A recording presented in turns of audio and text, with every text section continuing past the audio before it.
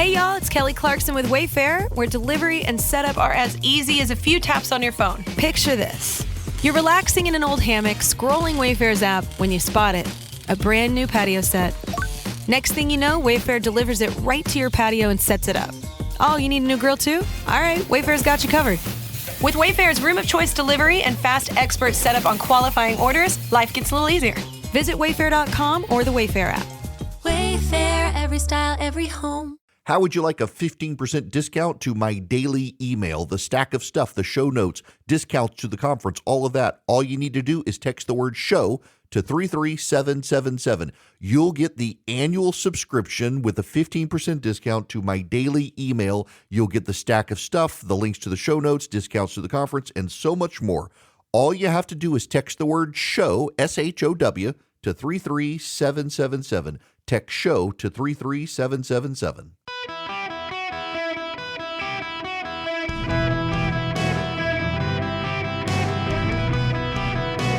Welcome to the Eric Erickson Show podcast, Hour 3. My people, welcome. It is Eric Erickson here across the United States of America. The phone number is 877-973-7425. I just want you people to know, if you are in the Jacksonville, Florida area listening on WOKV, I mean, heck, for that matter, if you're in Orlando, and the weather is horrible. It's awful. Special weather statement. There are tornado warnings in effect in the area. I'm looking at the first wave is coming through. Like, I went to the bathroom. I'm broadcasting from WOKV, and I heard this, like, what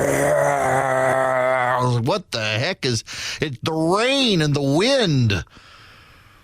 You can hear, like, just pounding on the building. The rain was going sideways for a minute. This is the first wave, and the second wave will be coming through. And I got to drive through on the way home. At least the second wave is not as strong as the first wave, but it's miserable. And it goes up the eastern seaboard all the way up to Savannah and into Hilton Head and up towards Charleston. And then further north, my gosh, I mean, the whole eastern seaboard, it is a mess right now.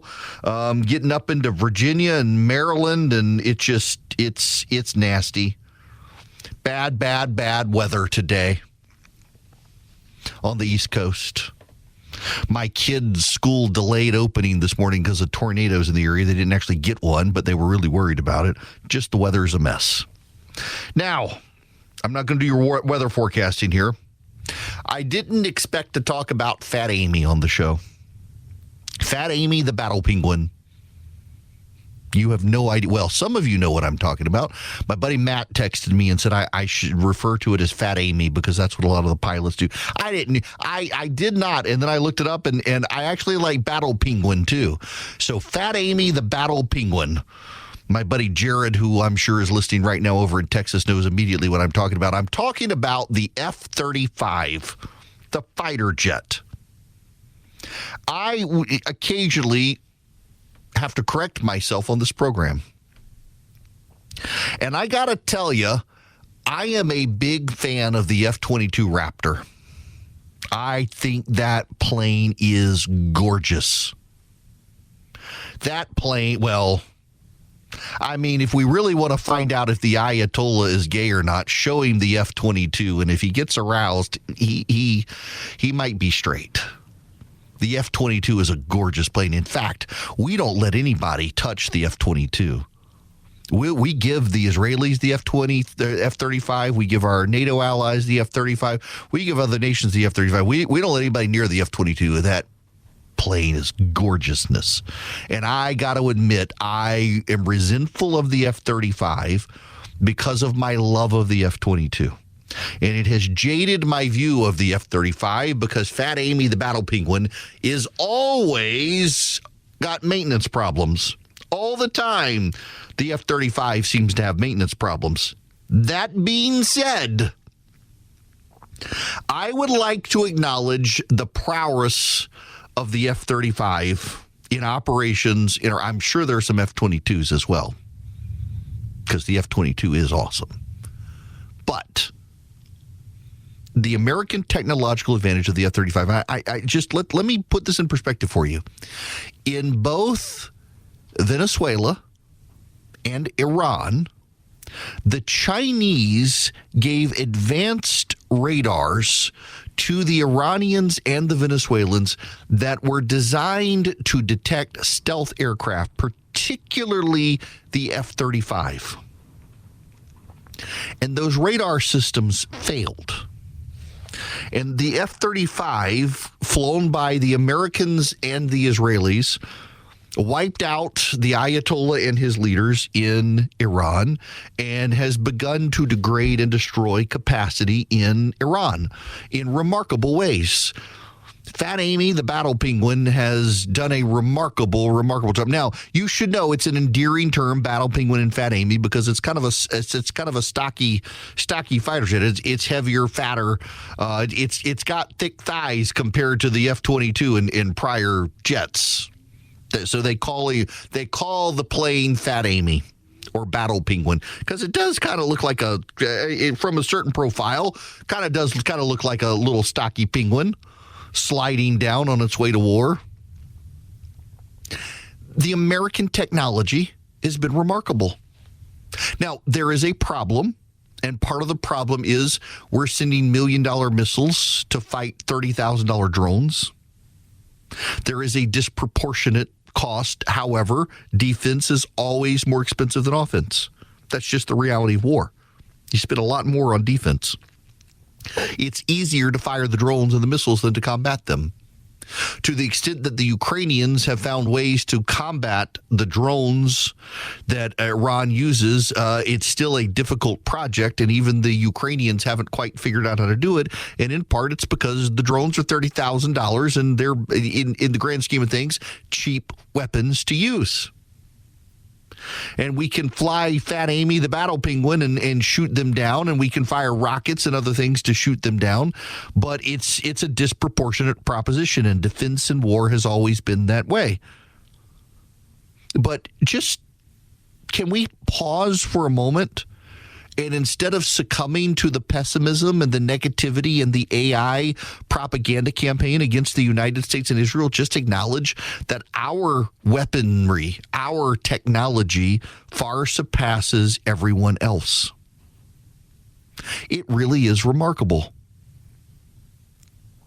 The stealth nature of the F-35, they never saw it coming. It's a fighter jet, and they did not see it coming. The B-2 bombers, they don't see them coming. The Chinese weaponry failed. The Chinese radar failed. The Chinese missiles failed. The Chinese drones failed. The Chinese hypersonic missiles failed. The Chinese technology failed. The American technology has succeeded time and time and time again. I was wrong about Fat Amy. I read so many reports critical of the technology and critical of its ability to get off the ground and critical of its maintenance abilities. But when it is in action, it is a remarkable machine. Now, part of the problem, in fairness, is when it's in action, how often it's in action, and the maintenance required to keep it in action. But it is a remarkable feat of technology. And those who built it should be extremely proud of it.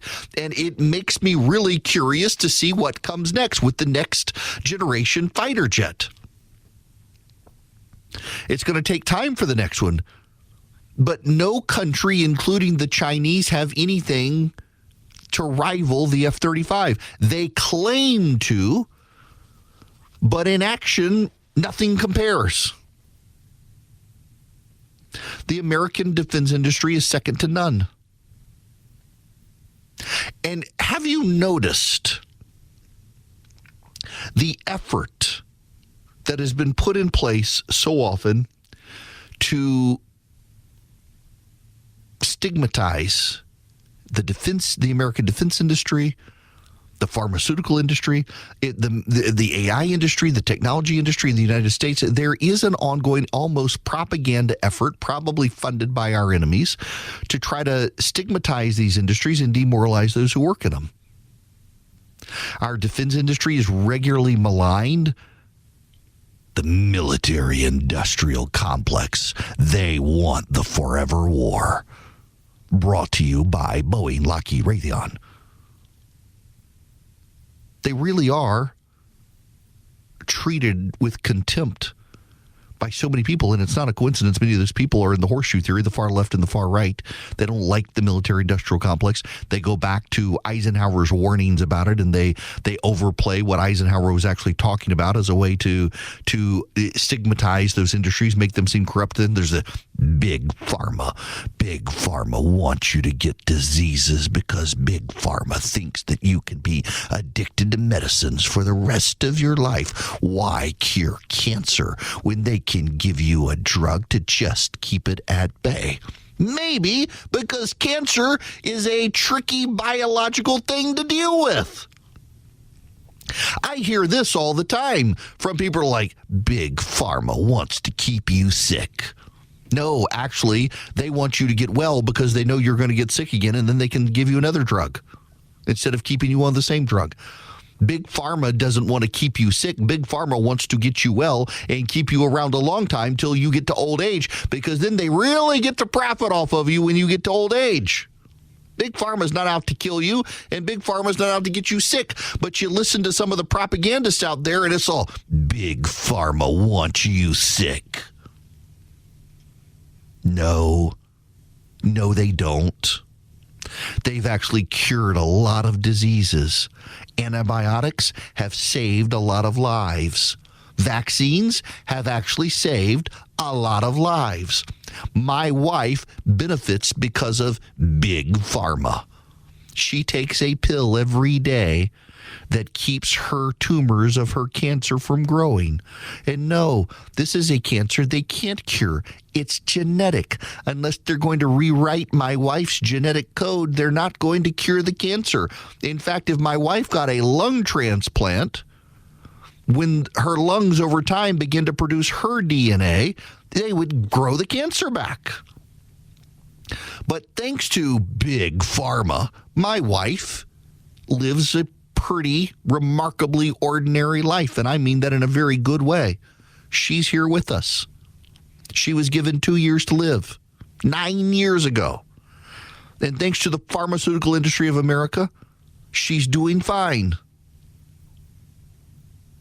So many people want to stigmatize these industries, turn them into pejoratives. The defense industry, the military-industrial complex, Big Pharma, the fast food industry.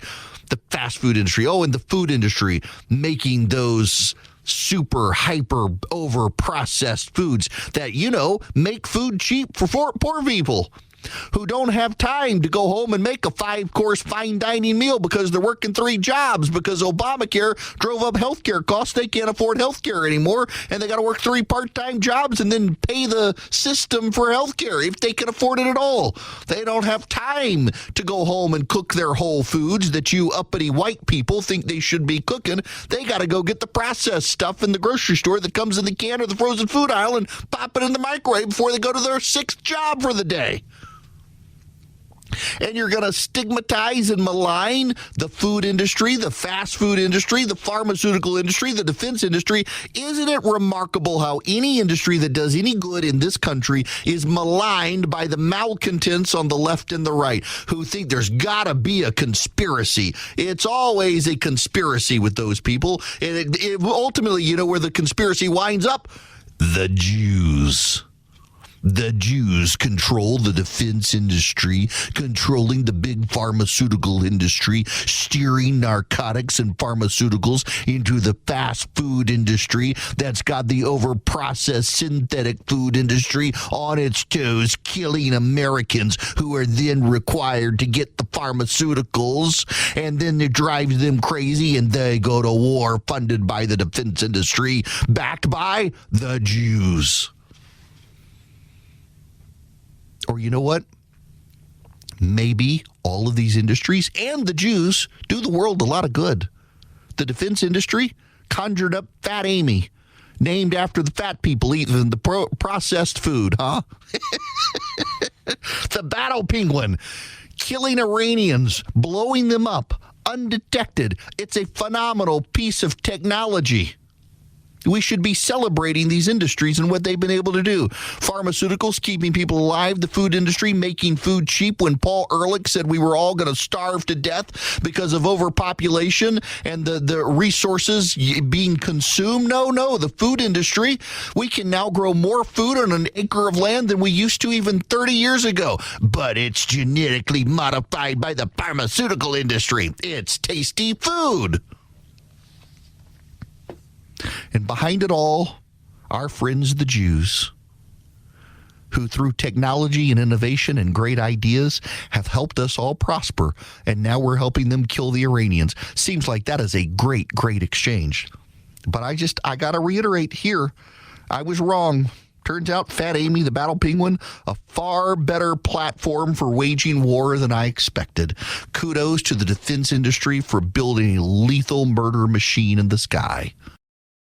Guys, I'm excited to tell you about Pocket Hose. This episode's brought to you by them. They're the world's #1 expanded hose. So if you're like me, I got a Pocket Hose a couple of weeks ago, so it was great that they became a podcast sponsor because I had the stupid hose in the back and, it comes wrapped up and it twisted and it kept getting in knots, and the Pocket Hose Copperhead and the Pocket Pivot, they don't do it. They're a game changer. Now, here's the thing.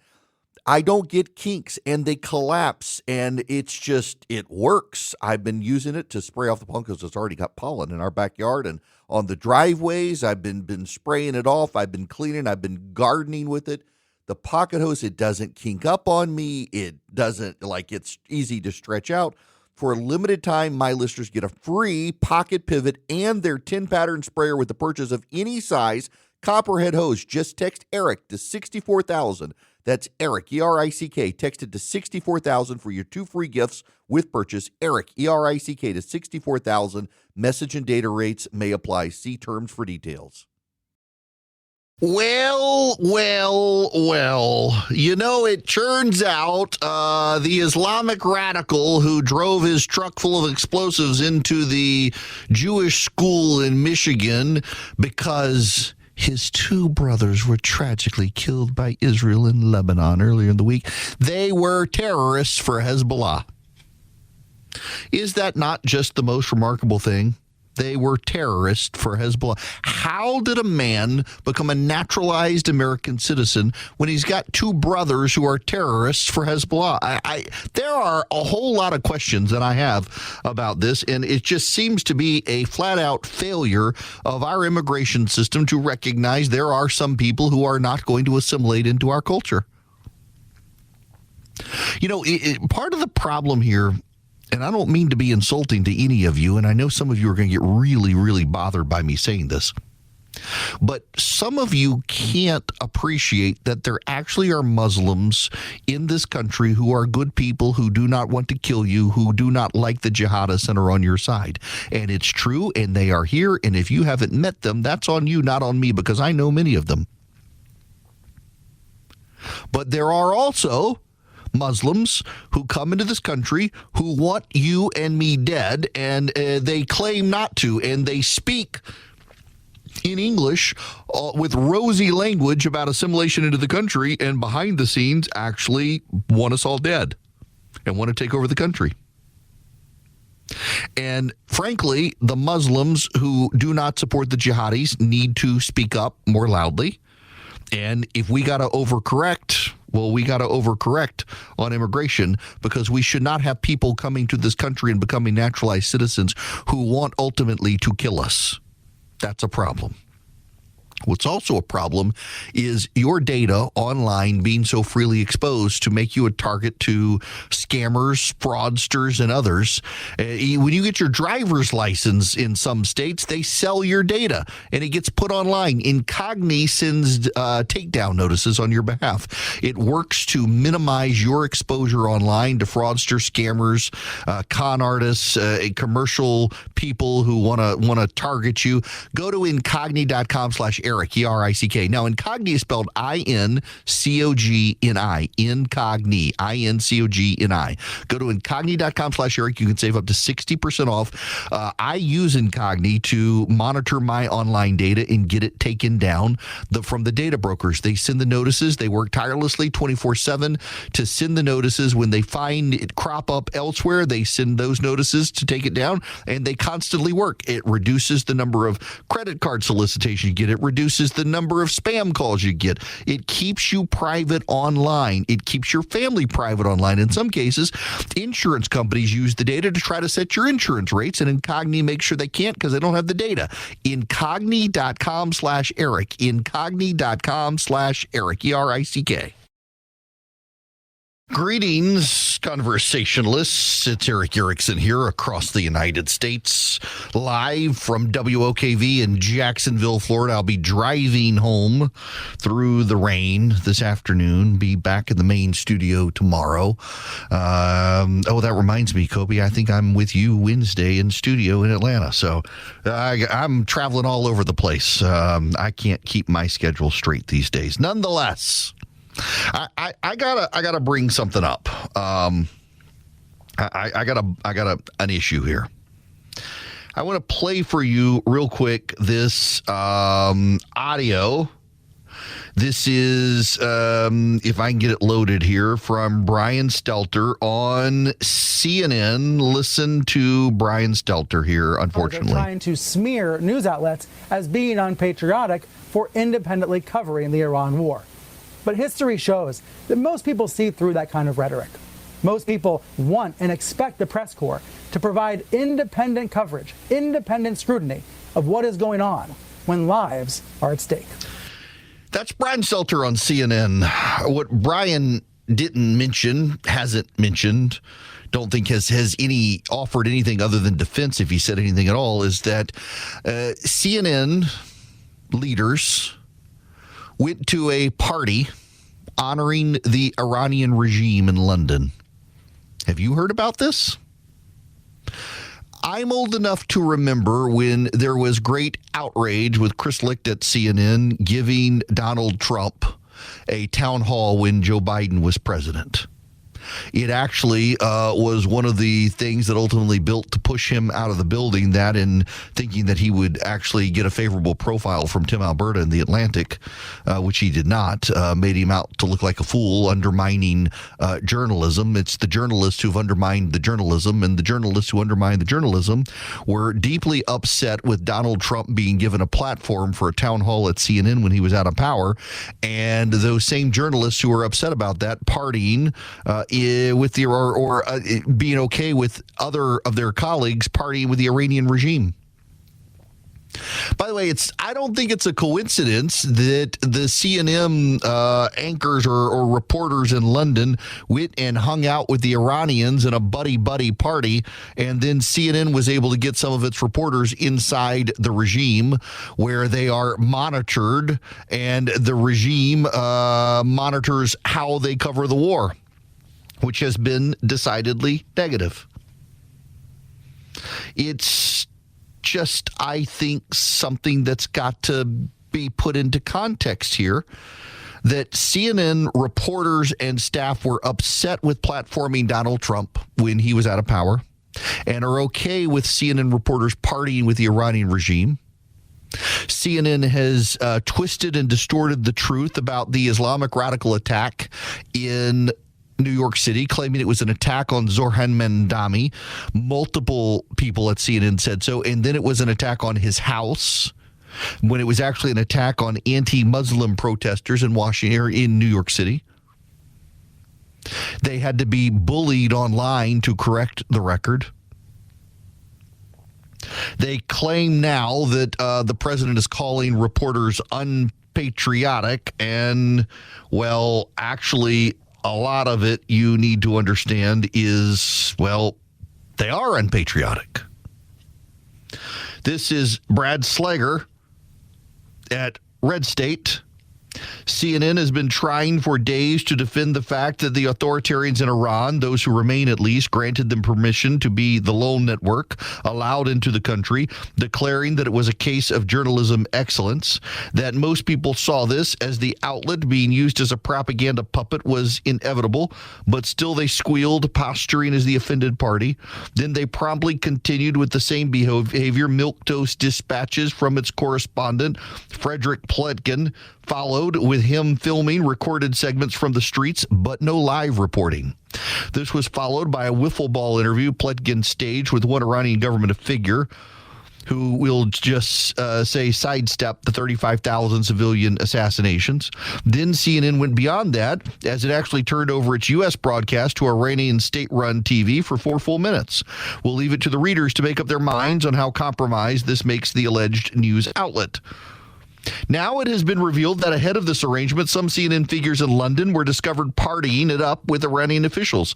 Before CNN's entry into Tehran, at a function held at the Iranian embassy, a CNN bureau chief and a correspondent were captured mingling with authorities. This has been a week for the ages over at CNN. Numerous retractions had to be issued over its fractured coverage of last weekend's bombing attempt in Manhattan. It continued to deliver propaganda-level coverage of Operation Epic Fury, and Saturday saw them scrambling over a flawed report on our military not being prepared for a basic tactic enforced by Iran for decades. As a sign of how badly this has become, Brian Stelter, attempting to perform cleanup duty for his network, has been hung out to dry not once but twice within days. First, he called a report about the would-be bombers solid, followed by editors removing the language that was also used in a social media post that had to be memory holed. Then on Friday, he defended CNN's Strait of Hormuz claims, saying the network stands by its reporting, only to see the reporting getting corrected on 2 occasions. Stelter showed us what it looks like when you attempt to clean up with only a mop but no bucket of soap, managing to spread the stain. And now an entirely new mess has been spilled out, one that might require a ServPro team to be called in. Over at Newsbusters, Nick Fondacaro found a story in The Telegraph that exposed how some UK political officials attended a celebration at the Iranian embassy, complete with comments made by the hosts about how their leadership has thrived despite the rude meddling of those of us in the West. The report contained a notable detail. While The Telegraph never did assert that CNN had employees in attendance, one photograph showed CNN Bureau Chief Andrew Roy and CNN Chief Global Affairs Correspondent Matthew Chance at the party shaking hands with Iran's ambassador. The network told Fondacaro they were at the function performing normal work in covering government officials. To date, they have yet to show their work, says Fondacaro. As of the publication of this piece, March 13th, 2026, Chance has not filed any report about it. According to his profile page on the CNN website, the only thing he reported on in February were about Russia and Ukraine. A Snapstream search of on-air stories from Matthew Chance confirmed this. Neither Roy nor Chance has even posted on X about attending the regime party. Making this all the more interesting, The Telegraph has taken down the photo with the pair of CNN employees. The remaining photos in that article are courtesy of Iran Press News Agency, so taking down the one picture seems more than curious. There seems to be a strong desire to be distanced from the Iranian celebration, as it was held in the middle of February at a time when the country's leadership was in the process of killing tens of thousands of protesters.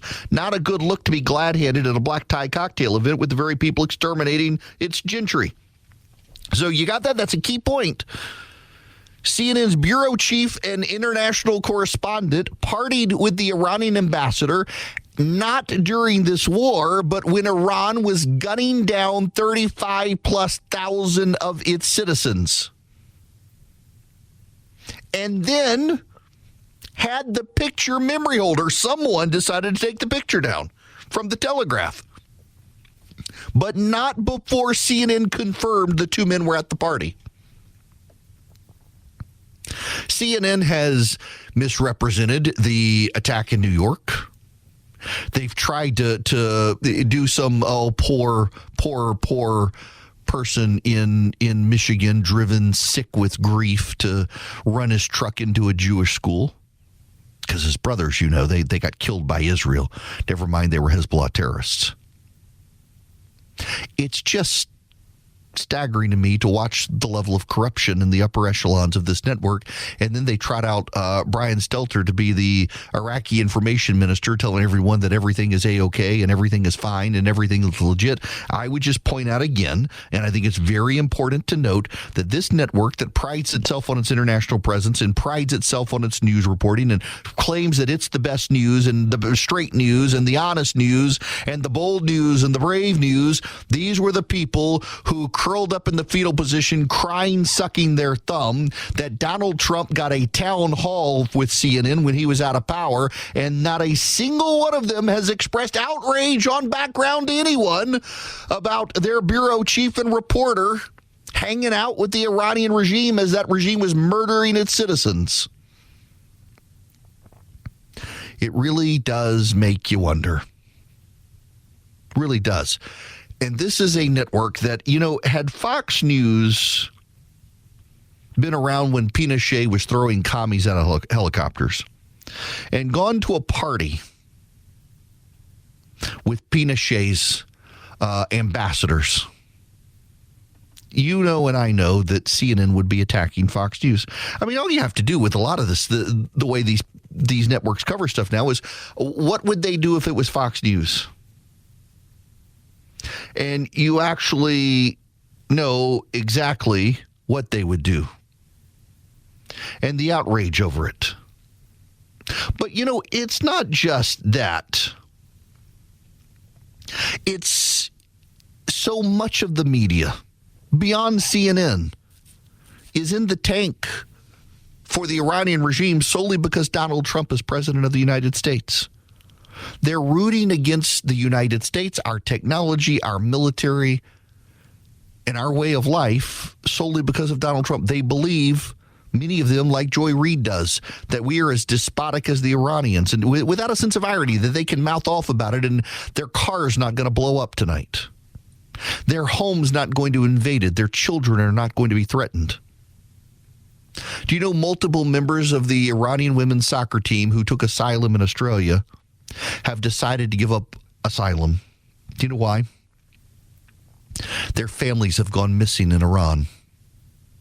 The Iranian regime decided to pay back the girls wanting freedom by kidnapping and punishing their families, and so those girls are going to go home to their deaths. And their families are probably still going to be punished as well.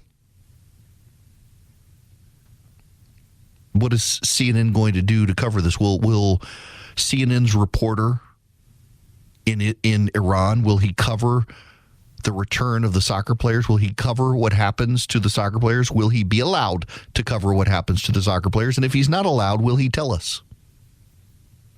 Or will they decide that that's a non-story, that that's just a local matter? What'll it be? What'll it be? The priorities of the American press corps is just remarkable. The willingness of the American press corps to hate on the United States right now solely because it's Donald Trump in charge. And, somebody came after me the other day on Twitter. I was saying, I actually believe that the president probably is better informed than members of the media on the Strait of Hormuz situation. In fact, we now know the Wall Street Journal has come out and largely contradicted the CNN story. CNN had to update and correct its story twice. The Wall Street Journal never had to correct its story. The Wall Street Journal story was that the military did fully brief the president on the implications of the Strait of Hormuz, and the president decided to go forward anyway, figuring out we could figure out ways to open the Strait of Hormuz. That's not really what CNN reported. It had to correct itself twice. They just get the story wrong in ways that make Donald Trump look bad. I'm willing to criticize Donald Trump when I need to, but I said the other day, I think he's probably better informed, and more knowledgeable than a lot of the reporters who are reporting, pretending that he's not informed. And someone say, all the experts say this is a bad idea. All the experts have said it. This is why no one supported it. Really? Have they not been able to find? Because I've been able to find a lot of experts who support it. I've been able to find a lot of experts who've been thinking for a while we needed to go in. But, well, if they supported it, they're not really an expert. Is it any wonder so many of our experts get so much wrong and they double down on it? The people who platformed Paul Ehrlich as late as 2023, claiming that he was some sort of relevant expert when he's gotten everything wrong forever, are the same people who insist that all the experts said it was a bad idea to go into Iran. They'll be as right on that as they were on Ehrlich. Hello and welcome. It is Eric Erickson here. I hope you're having a great day, and I hope it's dry where you are. About to have to drive home from Jackson. This is a 4-hour, 4-minute ride for me through torrential downpours this afternoon on my way back to Middle Georgia. I've had a great time down here. Did I mention I did a 35-foot putt for par and then birdied the next hole before destroying the golf course, wanting to throw my clubs in the water and toss all the golf? I took out an azalea bush with the Titleist Pro V1, knocked several of the flowers off. I mean, I hit that bush so hard, it shook it, and I lost the golf. But the azalea bush ate the golf ball. Several of the flowers fell off. I gave up. I've been trying to keep my score, because right now my handicap, it's a 23, which is not good. And I'm trying to improve it. And I was committed to keeping my score. On Friday, I played a really bad game. And then yesterday, I got in 9 holes, and I was great the first several holes, and then downhill, I wore out fast.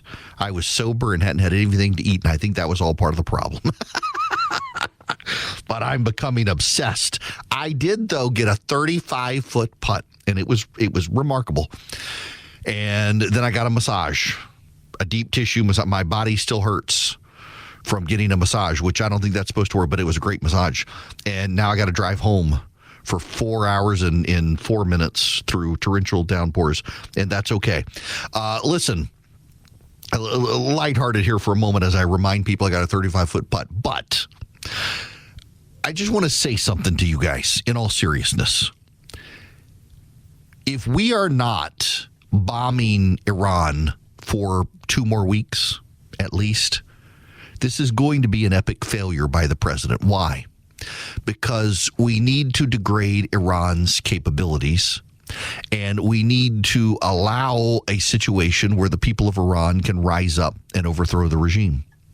And the Israelis are doing the hard work of targeting the on-the-ground Iranian support structures. While we are bombing their capacity to make war, Israel is bombing their capacity to repress their citizenry.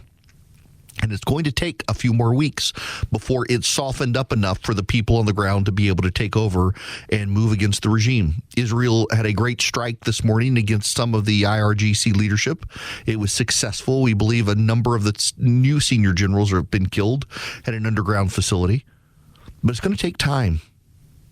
There's so much more in the world, but this is so important. We can't abandon this effort now that we've started it. We've got a tiger by its tail. It's got to be subdued or it will turn and devour us. And I just am appalled at the lack of support for our military and the president in this. The timing was right, and this is the right thing to do. Polling be damned. We need to. Now, it is causing market instability, and that's where Swiss America comes in. They'd love to give you their Secret War on Cash report completely free. All you have to do is go to SwissAmerica.com/Eric today, SwissAmerica.com/ERICK. Sign up and get the report, the Secret War on Cash. They've also got a News and Insights tabs. They can bring you up to speed on how the disruptions in the Middle East are affecting commodities and precious metals. You can even talk to them about a precious metals IRA if you want to get that set up with them. I have bought gold coins from Swiss America, and I bought them months ago, and now they're more valuable than they were then. They're really cool too. I like little like gold coins from like the early 1900s, late 1800s. They're very cool. Got some. Stored them away in a safe, and I need to make sure my kids know how to get them. But I got them from Swiss America, and you can too. SwissAmerica.com/Eric. SwissAmerica.com/ERICK. Sign up with Swiss America today. Get their free report, The Secret War on Cash, and learn more about how the market turmoil is affecting the world.